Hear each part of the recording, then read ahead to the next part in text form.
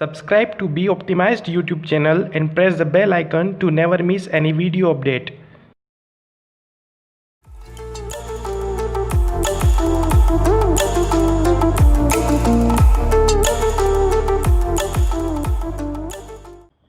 Hello everyone, welcome to be optimised.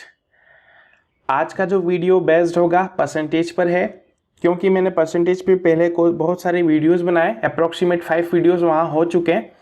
सो आप उनको जा कर के देखिएगा। देन इसके पहले एक मैंने रेशियो एंड प्रपोर्शन पर भी एक वीडियो बनाया था, वो भी जा कर के देखिएगा, क्योंकि आज के वीडियो में वहाँ से भी कुछ कॉन्सेप्ट से सीधे सीधे क्वेश्चंस लिए जाएंगे।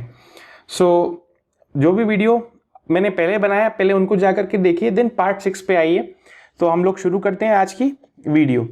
देखिए, जो भी व्यक्ति इस वीडियो को पहली बार देख रहा है, चैनल पे नया है, तो प्लीज़ इस चैनल को सब्सक्राइब जरूर करें, वीडियो को लाइक ज़रूर करें और बेल आइकन प्रेस ज़रूर करें, ताकि जब भी मैं कोई नया वीडियो पोस्ट करूँ तो उसका नोटिफिकेशन सबसे पहले आप तक पहुँच जाए।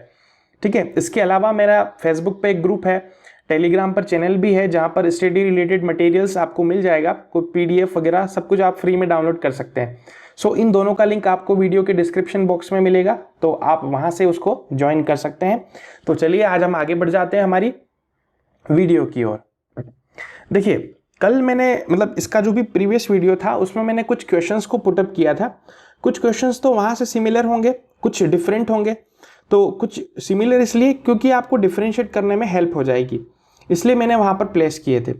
तो हम लोग समझते हैं और आगे बढ़ जाएंगे। चलिए आज के क्वेश्चंस को हम लोग लेते हैं।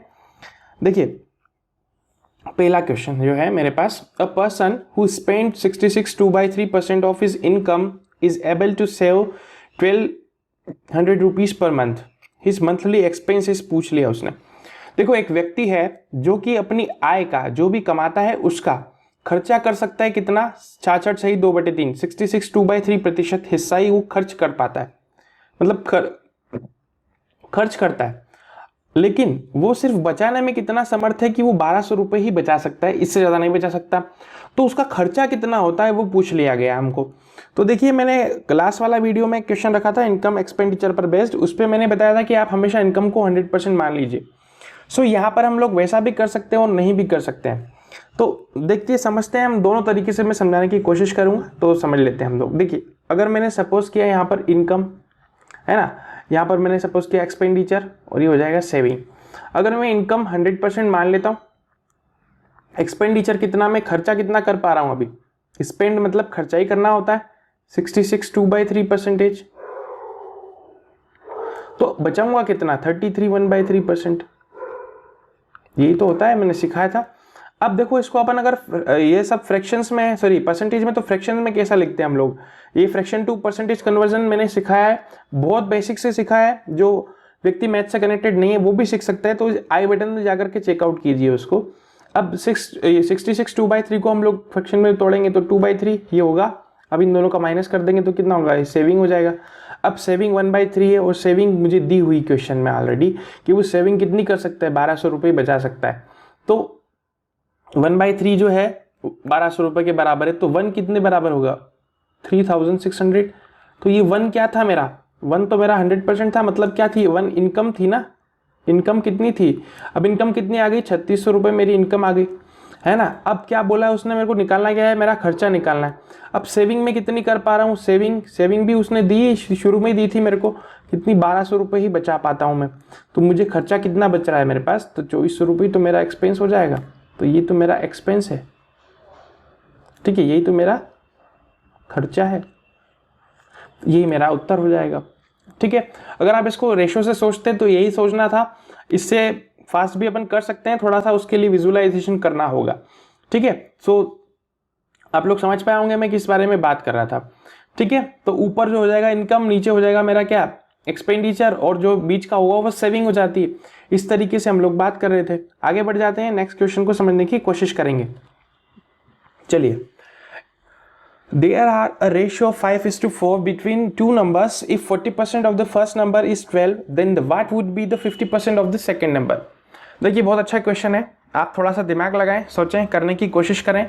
SSC CHL देखो कितनी बार ये पूछा गया है, CPO में आया है, CGL में आया है, 13 में आया है, 14 में आया है, एक ही क्वेश्चन कई बार आया है। देखिए क्वेश्चन कितनी बार आया वो इंपॉर्टेंस नहीं रखता, आप क्वेश्चन का कॉन्सेप्ट क्या है, उसका फंडामेंटल क्या है, वो इंपॉर्टेंस रोल प्ले करता है ना। अब मुझे क्या दिया है कि दो संख्याओं का अनुपात है ना, दो संख्याओं का अनुपात 5:4 है ना।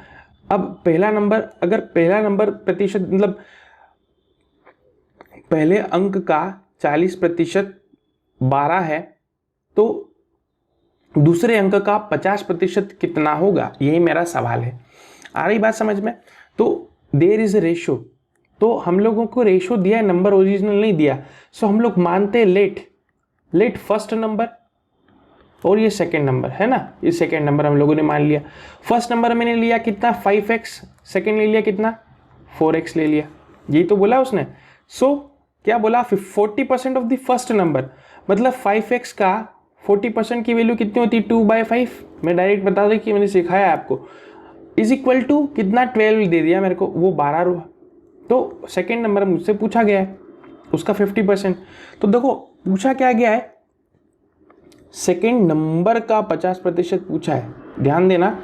सेकेंड नंबर भी आपको फाइंड करना है, देन 50% कैलकुलेट करना है। तो सबसे पहले तो मुझे नंबर फाइंड करना पड़ेगा, इसीलिए हम लोगों ने यहाँ पर x को एक वेरिएबल में लिया है।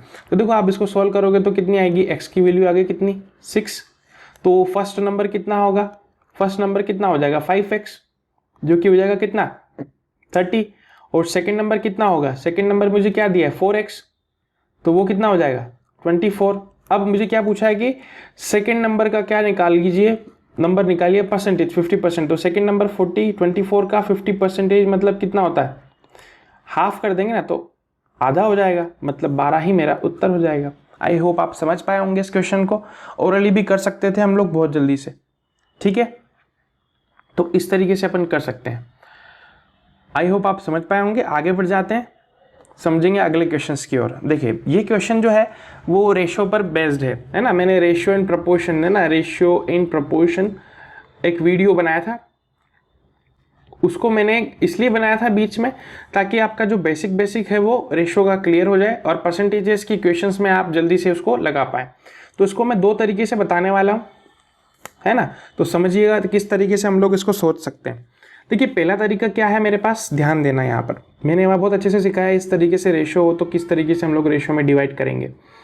तो देखिए 20% ऑफ ए, तो 20% of A is equal to 30% of B is equal to 1/6 of C. अब 20% का फ्रैक्शन वैल्यू कितना होता है 1/5 ऑफ ए, है ना, is equal to 3/10 of b is equal to 1/6 of c। होगा कि नहीं होगा? अब हम लोग क्या करते हैं कि मान लेते हैं इसको, है ना, सबकी वैल्यू किसके बराबर मान ली मैंने, k के बराबर मान ली। तो देखिए a की वैल्यू कितनी होगी, a की वैल्यू आएगी मेरे पास 5k, b की वैल्यू कितनी होगी, b की वैल्यू आएगी 10/3k, और c की वैल्यू कितनी आएगी, यहाँ लिख देते हैं, थोड़ी स्पेस कम है तो इसके स्पेस इसलिए मैं 2 तरीके से बताऊंगा इसलिए। तो c की वैल्यू कितनी हो जाएगी मेरे पास 6k। अब मुझे क्या पूछा है उसने, a is to b is to c पूछ लिया, सो a is to b is to c, है ना, a अनुपात b अनुपात c, तो ये हो जाएगा 5k, है ना। यहाँ पर क्या करेंगे हम लोग 10/3k, कोई भी नंबर के कांस्टेंट मैंने समझाया बहुत बेसिक से, आप उस वीडियो को जाकर के देखिए कि जो पहली बार देख रहा है उसको हो सकता है ये चीज़ समझ में नहीं आ रही हो। तो देखिए क्या क्या कैंसिल आउट हो सकता है, के तो कंप्लीटली कैंसिल आउट हो जाएगा, और 3 जो है इसको हम लोग इधर और इधर मल्टीप्लाई कर देंगे तो रेशियो बैलेंस हो जाएगा। सो 15:10:18 इज माई आंसर, ठीक है। सो मेरा आंसर हो गया ये वाला। अब ये तो हो गया हमारा बेसिक अप्रोच, अपन इसको बहुत जल्दी भी कर सकते थे। कैसे, जब भी इस तरीके का कोई स्ट्रक्चर होता है, मैं कलर चेंज कर देता हूँ तो थोड़ा आपको समझ में आ जाएगा। देखिए इस तरीके का कोई स्ट्रक्चर हो, ये इस तरीके का, या फिर अपन ये 1/, में कोई भी स्ट्रक्चर होता है तो उनका रेशियो जो है उसका रेसिप्रोकल हो जाता है। जैसे कि 1/5 है तो 5, दूसरा कितना 10/3 है तो 3/10 लिख देंगे उसको, सॉरी यहाँ पर नहीं, ये मैंने कुछ मिस्टेक कर दिया, नहीं ठीक है। सो क्या हो जाएगा उसका, जस्ट रेसिप्रोकल हो जाएगा, है ना, रेसिप्रोकल हो जाएगा उसका, तो 10/3 हो जाएगा, 3/10 का 10/3 दूसरा रेशियो, वो तीसरा रेशो 6/1 या फिर 5/1, तो बात ये की है। तो अगर आप इसको सिंप्लीफाई करोगे तो इधर उधर मल्टीप्लाई कर दीजिए, तो 15:10:18 इज माई राइट आंसर। ये चीज़ मैंने वहाँ पर भी सिखाई थी आपको रेशियो एंड प्रोपोर्शन वाले वीडियो में। आगे बढ़ जाते हैं अगले क्वेश्चन की ओर। देखिए, the prices of school bag and shoe are in the ratio and 7:5। The price of a school bag is 200 more than the price of a shoe, then the price of a shoe is। देखिए English में दिया है, मैं इसको पहले हिंदी में समझा देता हूँ। थोड़ी स्पीड से मैं शायद बता रहा हूँ, थोड़ा स्पीड देख ली, समझने की कोशिश कीजिएगा। क्या बोला है उसने प्रश्न के अंदर, क्या क्या बोला है, क्या क्या हमको दिया है और क्या क्या पूछ रहा है वो। सबसे पहली बात, द प्राइस क्या मूल्य है, स्कूल बैग एक विद्यालय के बैग की कीमत और एक जूते की कीमत का जो अनुपात है वो 7:5 है। ठीक है, द प्राइस मतलब कीमत, स्कूल बैग की कीमत जो है वो 200 रुपये ज़्यादा है किससे, उस जूते से। तो आपको क्या करना है, उस जूते का कीमत बताना है। तो पहली चीज़ आपको क्लियर हो गई कि आपको फाइंड क्या करना है, क्या फाइंड करना है कि आपको प्राइस ऑफ शू फाइंड करना है ना। तो देखो इसको हम लोग एक तो डायरेक्ट समझ लेंगे और एक बिना पेन उठाए भी कर देंगे। वो कैसे कर पाएंगे उसको मैं बहुत अच्छे से एक्सप्लेन करने जा रहा हूँ, समझिएगा। देखो हमको क्या गिवन है कि स्कूल बैग और शू का जो रेशियो है, देखिए मैं ले लेता हूँ बैग और ये ले लेता हूँ शू, इन दोनों का जो रेशियो है ना वो कितना 7 और ये 5। मान लीजिए अपन 7x और 5x सपोज कर लेते हैं, ये इन दोनों का अनुपात है। अब क्या बोला अगली line, the price of A school bag is 20% more than the price of A shoe. School bag का जो प्राइस है ना, स्कूल बैग का जो प्राइस है मतलब ये स्कूल बैग है, उसका जो प्राइस है वो 200 रुपये ज़्यादा है किससे, ये ज़्यादा है किससे, सॉरी क्या शू से ज़्यादा है, ये ना शू मतलब ये 5x से 200 ज़्यादा है। जब आप इसको सिंप्लीफाई करेंगे तो ये होगा 7x माइनस 5x 200। सो 2x की वैल्यू कितनी हो जाएगी, 2x की वैल्यू 200, x की वैल्यू कितनी हो जाएगी 100, है ना। अब उसने पूछा क्या है कि मेरे को शू का प्राइस बताइए। शू का कितना माना था अपन ने, 5x था, तो 5 × 100 विच इज़ कितना हो जाएगा 500। इस तरीके से आप सोच सकते थे और आंसर मार्क करके आ जाते एग्जाम में यहाँ से। ठीक है, तो ये तो हो गया बेसिक अप्रोच। अपन इसको बिना पेन उठाए कैसे करते हैं उसको थोड़ा सा समझने के लिए मैं जो भी बात बोल रहा हूँ उसको ध्यान से सुनिएगा। ठीक है, मैं जो भी बात बोल रहा हूँ उसको ध्यान से सुनना। ठीक है, अब ध्यान देना, मान लीजिए मैं जो है 1000 रुपये कमाता हूँ या फिर मैं कुछ रुपए कमाता हूँ, सपोज मान लीजिए मैं x रुपये कमाता हूँ, आप y रुपये कमाते हैं। अब मैंने बोला कि मैं आपसे 200 रुपये ज़्यादा कमाता हूँ। क्या बोला मैंने, मैं आपसे 200 रुपये ज़्यादा कमाता हूँ, मतलब मैं ज़्यादा कमा रहा हूँ, आप कम कमा रहे हैं। तो अपन दोनों जो भी टोटल कमा रहे हैं अपने दोनों के बीच में अंतर कितना है, 200 रुपये तो है। आप मुझसे 200 रुपये कम कमा रहे हैं, मैं 200 ज़्यादा कमा रहा हूँ, तो अपन दोनों के बीच में जो अंतर है, डिफरेंस है, वो तो 200 रुपये का ही है ना। हार जीत या फिर कम ज़्यादा का डिफरेंस है। अब वो 200 रुपये का अंतर है, मेरे पास अंतर दिया है ना, डिफरेंस दिया है क्वेश्चन में। और देखिए रेशियो, मैंने बताया था रेशियो में हम लोग रियल नंबर पे बात नहीं कर रहे होते। तो देखो रेशियो क्या है, पहली जो दो चीज़ें हैं मेरे पास, एक का रेशियो 7 है और दूसरे का 5 है। अब मुझे पता लग गया कि इसमें अंतर की बात हो रही है, एक दूसरे का कंपैरिजन कर रहे हैं, तो हम लोग रेशियो का भी कंपैरिजन कर देंगे। क्या बोल रहे हैं मैं कि हम लोग रेशियो का भी कंपैरिजन कर देंगे। तो इन दोनों का डिफरेंस कितना है, 2 यूनिट है ना। अब ये जो रेशियो का डिफरेंस है वही तो हम दोनों के बीच का अंतर है। तो 2 यूनिट की वैल्यू कितनी हो जाएगी, 200 रुपये या 200 जो भी आपको दिया होगा।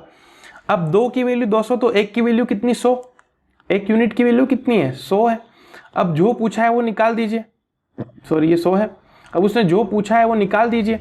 क्या पूछा उसने कि प्राइस ऑफ ए शू हम लोगों ने माना है 5x, तो 5 की वैल्यू 500। अगर वो पूछ लेता प्राइस ऑफ अ बैग तो अपन 7 से मल्टीप्लाई कर देते। तो ये बेसिक अप्रोच है। आई होप आप समझ पाए होंगे। किसी को कोई प्रॉब्लम होती है तो वीडियो को आप रिवाइंड कर सकते हैं और समझने की कोशिश कर सकते हैं। चलिए आगे बढ़ जाते हैं। ये एक बहुत अच्छा प्रश्न है, इसको बहुत ध्यान से समझने की ज़रूरत होगी, है ना, एग्जामिनेशंस में। ये जनरली कैसलेट भी बोल सकते हैं आप इसको। तो देखते समझते हैं। मैं इंग्लिश हिंदी दोनों में आपको समझाने की कोशिश कर रहा हूँ। तो क्वेश्चन मैंने इंग्लिश में लिखा है, लेकिन आप जब सुन रहे हैं वीडियो को तो आप हिंदी में उसको समझ सकते हैं। देखिए, in an examination 75% candidate passed in English and 60% passed in mathematics, है ना, mathematics. 25% failed in both and 240 passed in the examination. Find the total number of the candidates. अब हिंदी में समझ लेते हैं। किसी परीक्षा के अंदर 75% विद्यार्थी अंग्रेजी में पास हो जाते हैं, है ना, और 60% विद्यार्थी गणित के अंदर हो जाते हैं पास। अब 25% जो है वो दोनों के अंदर फेल हो जाते हैं। क्या होते हैं? दोनों के अंदर फेल हो जाते हैं। और कुल पास होने वालों की संख्या कितनी है? 240 है। तो अपने को ये पता करना है कि कुल छात्र कितने थे उसमें, उस परीक्षा में कितने छात्र बैठे थे। तो इसको हम लोग करेंगे वेन डायग्राम मेथड से। कौन सी मेथड से? Venn diagram, Venn diagram method से। क्या होता है वेन डायग्राम? ये सब लोग समझते हैं। देखिए हम लोग इस तरीके से अप्रोच लगाएंगे यहां पर। 9, 10 सबने पढ़ा है, इतना तो सबको पता होगा वेन डायग्राम मेथड क्या होता है जनरली। देखिए अब मैं यहां पर बोल रहा हूं इंग्लिश, तो इंग्लिश, यहां पर मैं बात कर रहा हूं मैथ्स की, तो मैथ्स की। बाहर हम लोग लेंगे पास, तो ये पास, अंदर ले लेंगे फेल। मैं कलर चेंज कर देता हूं, चलिए ये फेल ले लेंगे हम लोग यहां पर, फेल। समझ में आई बात? अब कलर चेंज से मैं समझा देता हूं क्या समझाना चाह रहा हूं। देखिए अंग्रेजी में कितने हुए, इंग्लिश में कितने पास हो गए? 75%। तो ये इंग्लिश है साहब। पास कितने हो गए? 75%। तो फेल कितने होंगे? 25% ही तो फेल होंगे। ठीक है, अब मैथ्स की बात हो रही है, सब मैथ्स की बात हो रही है। मैथ्स में पास कितने हैं? 60% पास हो रहे हैं, तो फेल कितने होंगे? 40% होंगे कि नहीं होंगे? बताइए।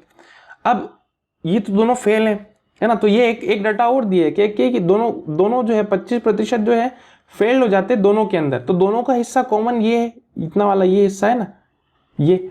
तो 25% जो है वो दोनों के अंदर है ना, जो कि फेल होने वाले में से।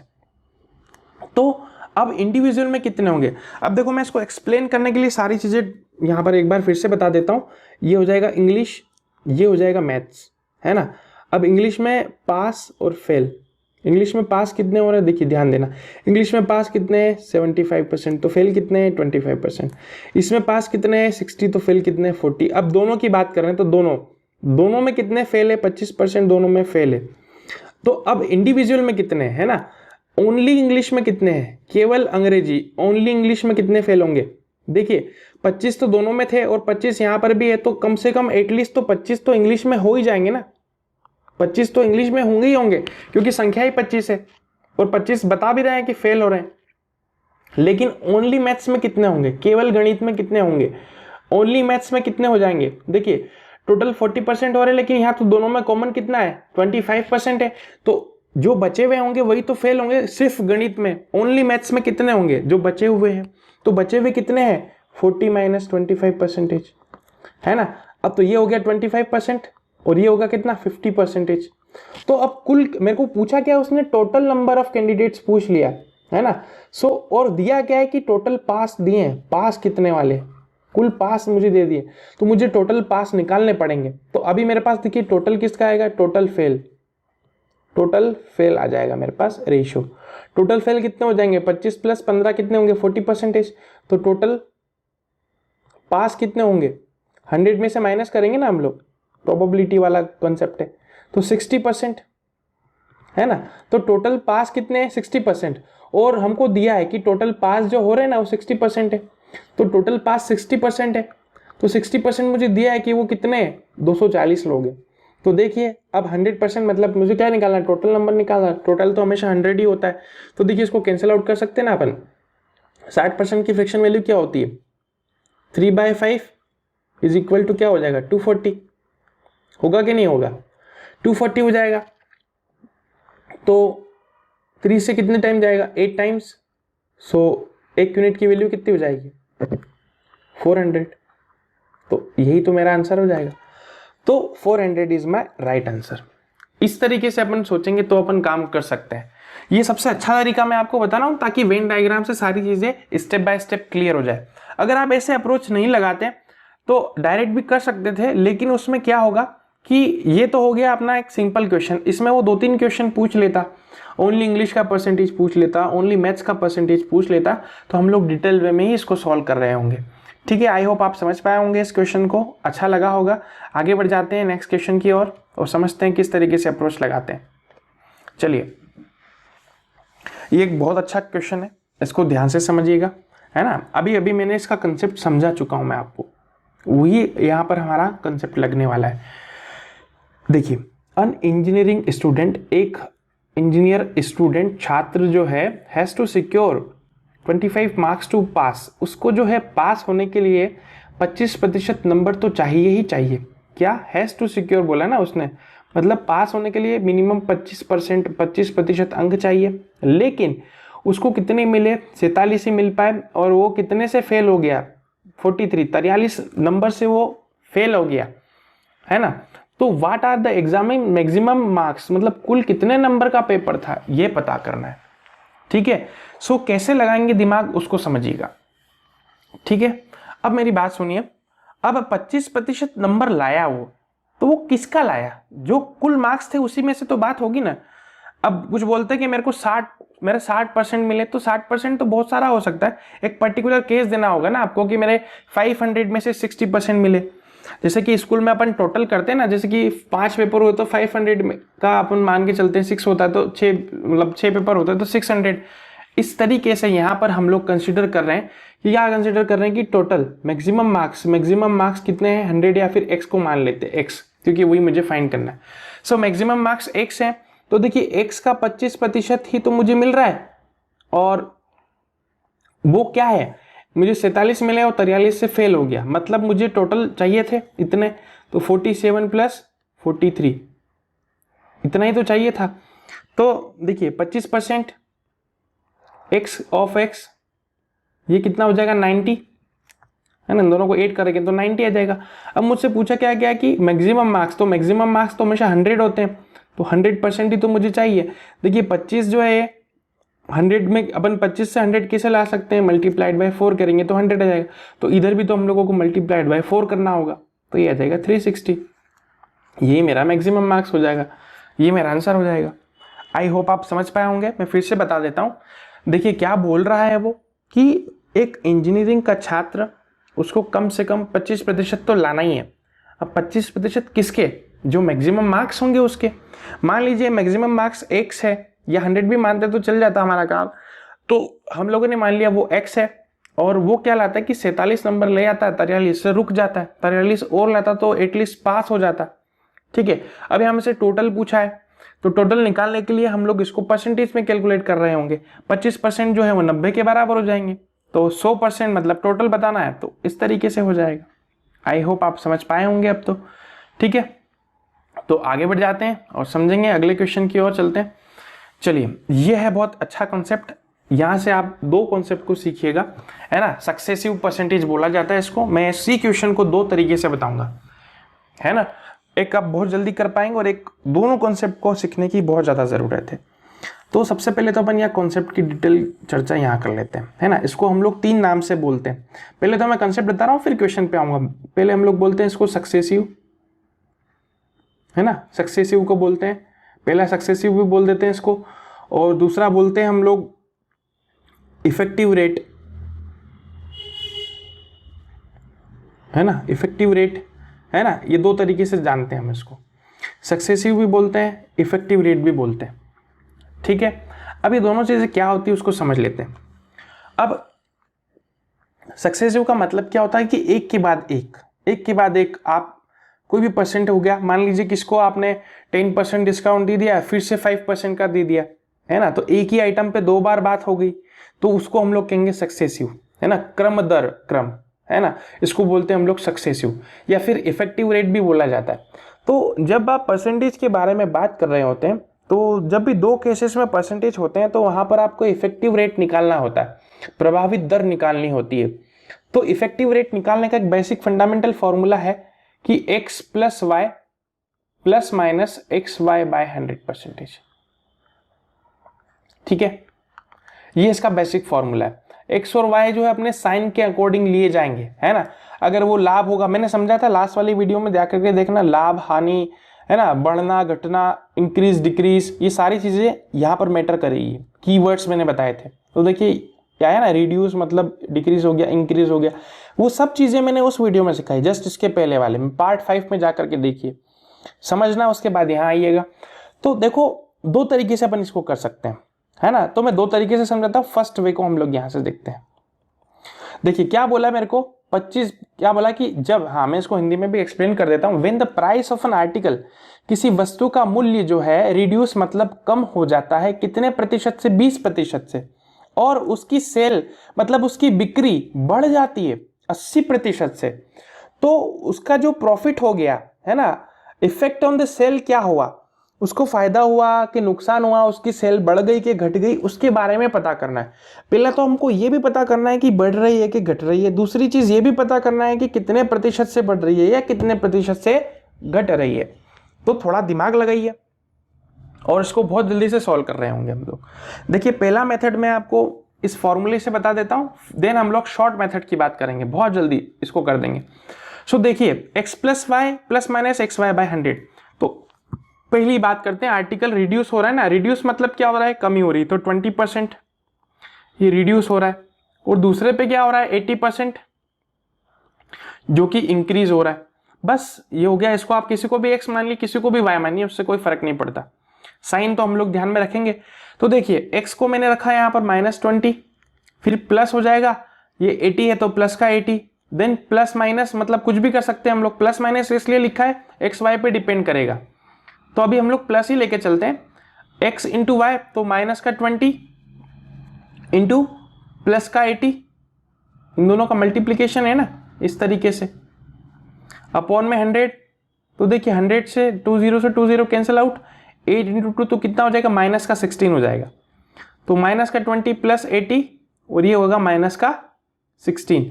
तो इसको सॉल्व कीजिए, कितना हो जाएगा, ये हो जाएगा 16 माइनस 60 विच इज, अब देखो ये कितना है मेरे पास, प्लस का 60 आया ना, प्लस का आया, तो जब वैल्यू प्लस की आ रही है मतलब मुझे फायदा हो गया, क्या हो गया, फायदा इंक्रीज हो गया, और इसको आप सोल्व करोगे तो प्लस का 44% आंसर आएगा। ठीक है, तो प्लस ये दिखाता है कि मेरा इंक्रीज हो गया, तो इंक्रीज हो गया, और 44% मेरा इंक्रीज हो गया। ये दोनों चीजें आपको समझ में आ गई होगी। ठीक है, ये तो हो गया उसका पहला तरीका। ठीक है, अब मैं दूसरे तरीके की बात कर लेता हूं, यहां से पेन चेंज कर देता हूं और बहुत जल्दी छोटी सी जगह में हम लोग कर पाएंगे उसको। देखिए अब मैं इसको इतनी से बॉक्स में आपको समझा देता हूं। ठीक है, 44% इंक्रीज हो गया। अब दूसरा तरीका आपको समझा देता हूं। देखिए 20% का फ्रैक्शन वैल्यू क्या है, 1/5। 80% का कितना होता है, 4/5। ये तो फ्रैक्शन वैल्यू होगी। अब 20% घट रहा था ना, तो 5 से कितना होगा, 4 हो जाएगा, और 80% में बढ़ रहा था मतलब 5 से कितना होगा, 9 हो जाएगा, 5 + 4 तो 9 हो जाएगा। तो इफेक्टिव रेट कितना है सेल, तो ये हो जाएगा 25, ये हो जाएगा 36, है ना। अब ये होगा 25, ये होगा 36। तो देखिए पहले 25 रुपये मेरी सेल थी, अब 36 रुपये हो गई, तो बढ़ गई, सीधी सी बात है, तो बढ़ गई तो प्लस लगा देंगे। कितना बढ़ी, 11 रुपये बढ़ गई, मतलब 11 यूनिट बढ़ गई। और किस पे बढ़ी, 25 पे ही तो बढ़ी, जो भी शुरुआत होती है उसी पे तो हम लोग कैलकुलेट कर रहे होते हैं। तो 100 पे कितनी बढ़ जाएगी, वही तो पूछा है, परसेंटेज में लिख देंगे इसको। ठीक है, तो देखिए 4 टाइम कैंसल आउट, ये हो जाएगा 11 × 4 विच इज कितना हो जाएगा, 44%, वो भी इंक्रीज। तो देखो अगर आपको फ्रैक्शन वैल्यू आती है तो बहुत जल्दी कर पाओगे, ऐसे भी कर सकते हो। ये तो छोटे नंबर थे, इजी थे, इसलिए आप दोनों मेथड से कंफर्ट होंगे करने के लिए। जब सवाल थोड़े टफ हो जाते हैं तो उसमें आपको प्रॉब्लम हो सकती है। आगे बढ़ जाते हैं, शायद ये मेरा लास्ट क्वेश्चन है बिल्कुल। अब इसको बहुत अच्छे से समझा दिया मैंने। एक क्वेश्चन आपको ऐसा कैसा भी मैंने समझाया था पहले, 200 रुपये वाला, है ना, तो उसी को कॉन्सेप्ट को यहाँ लगाना है। समझ लेते हैं इसको जल्दी से और फिर वीडियो को एंड करेंगे। देखिए क्वेश्चंस मैंने लगभग 8 क्वेश्चंस करवाए हैं आपको, और अप्रोक्सीमेट 30 मिनट्स के आसपास का वीडियो होने वाला है। 30 या 30+ भी हो सकता है। तो आपको 8 क्वेश्चन में डिफरेंट कॉन्सेप्ट सीखने को मिल रहे हैं, और अलग अलग तरीके के क्वेश्चंस मैंने लिए हैं। ठीक है, तो वीडियो को स्किप ना करें और दूसरे से शेयर भी करें ताकि वो लोग भी समझ पाएं बेसिक चीज़ों को। ठीक है, अब मेरी बात को ध्यान से सुनना। चुनाव में मान लीजिए अपन एग्जाम्पल ले लेते हैं अपने देश का, बीजेपी कांग्रेस, है ना। तो चलिए समझ लेते हैं, ये बीजेपी है साहब, ये कांग्रेस है। इनका कोई कैंडिडेट है यहाँ पर, वो खड़ा हो गया है चुनाव में। ठीक है, ये बोल रहा है कि अब दोनों में से कोई ना कोई तो जीतेगा, है ना। जब चुनाव में खड़े हुए तो एक पार्टी तो जीती जाती और एक हार जाती। अब एक टर्म यूज़ की जाती है कि फलाने ने इनको इतने वोटों से हराया, मान लीजिए 3000 वोटों से हरा दिया, तो देखो इनको जितने वोट पड़े और इनको जो भी वोट पड़े उन दोनों के बीच का अंतर कितना था, 3000 तो था। अब 3000 से तो कोई हार रहा है और 3000 से तो कोई जीत रहा है। अब इनको जो वोट पड़े उसका कुछ परसेंटेज हो सकता है, इनको कुछ वोट मिले उनका भी कुछ परसेंटेज हो सकता है, वो आपको क्वेश्चन में दे दिया जाए और कुल वोटिंग पूछी जाए तो आप किस तरीके से कैलकुलेट कर रहे होंगे उसी के बारे में बात कर रहे हैं। तो देखो फंडामेंटल में फिर से बता रहा हूँ, इस क्वेश्चन को देखिएगा, समझा देता हूँ। पहले दो उम्मीदवार हैं, कॉन्टेस्ट मतलब उन्होंने एक भाग लिया है किसी इलेक्शन में, चुनाव में, एक को मिले 60% वोट और वो जीत भी गया, 1600 वोटों से जीता, तो कुल वोट कितने थे, कुल वोट कितने पड़े। तो देखिए कोई भी अपने आप में चीज़ जो होती है वो 100% होती है। ये मैंने आपको फंडामेंटल सिखाया है परसेंटेज की वीडियोस में, जिसने नहीं देखे जा करके देखिएगा। मेरी बात को ध्यान से सुनना। अब साहब हाँ इनको ही समझा देता हूँ। इनको मिले कितने, 60% मिल गए, तो इनको कितने मिले होंगे, 40% ही तो मिले होंगे, तो तभी तो इनका पलड़ा भारी है और ये जीत गए, है ना।